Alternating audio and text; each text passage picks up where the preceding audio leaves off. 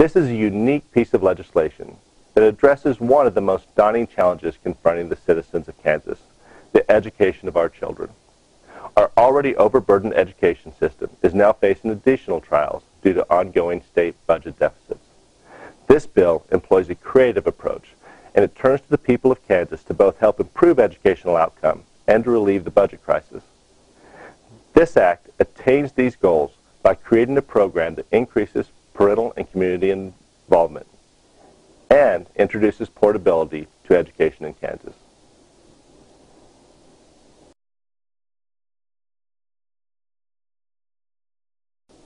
The Kansas Educational Liberty Act creates a vehicle to fund scholarships to Kansas students so they can attend qualified public and non-public schools of their parents' choice. These scholarships are funded by state tax credit eligible donations from both individuals and corporate contributors throughout Kansas.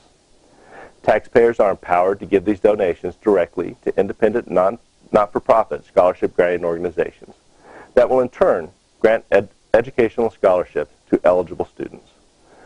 For each dollar that a taxpayer donates, within specific limitations, that taxpayer will receive a tax credit of $1 to apply toward their Kansas income tax liability.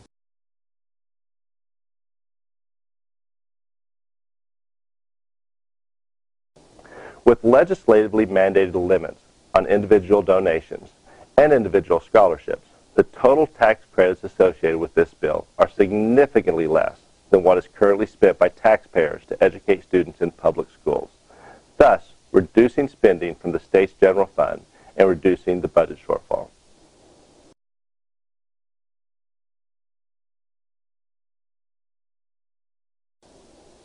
With the implementation of KELA, all Kansas children will enjoy improved educational outcomes in both public and private education.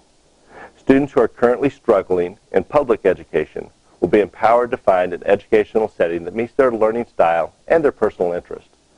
Pupils who are currently thriving in public schools will now have smaller classes and more resources, dollars per pupil, which will drive these students' achievements to even higher levels.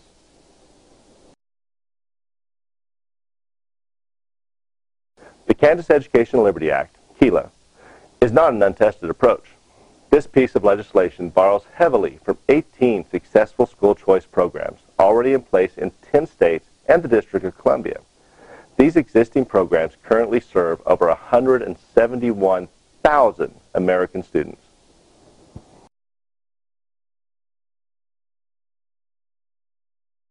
This bill reduces three of the major problems facing public education.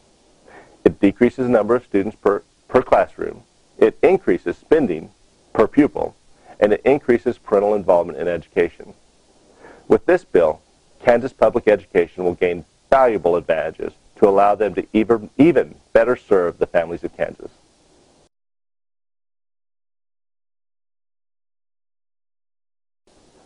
By allowing Kansas taxpayers to become actively involved in Kansas education through thoughtful and direct funding of education, we return a sense of educational ownership to all Kansans. This act allows taxpayers to contribute to independent scholarship granting organizations of their choice and make those donations a direct tax credit towards their Kansas income tax liability. This will give all Kansans an active role in the education of our youth and a sense of ownership that will translate into better educational outcomes.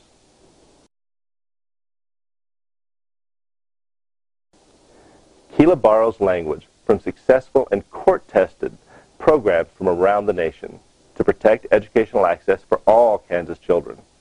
For example, each scholarship granting organization must award a percentage of their scholarships to low-income students within the area they serve. That percentage varies by service area and is defined by the percentage of pupils in the public schools that are eligible for free or reduced lunches. For special needs students, higher scholarship limits are allowed to ensure that these pupils have equal access to school choice.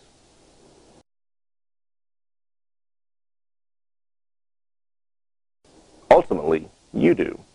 Since all scholarship granting organizations, also called SGOs, are funded entirely through direct donations from Kansans, Kansans will decide which SGOs receive funding. If an SGO is not granting scholarships, as you and I see fit, we will simply quit funding them. There are some provisions in the Act to make sure that SGOs don't discriminate or aren't biased against any pupils, but otherwise it's up to you and me to decide which SGOs we fund.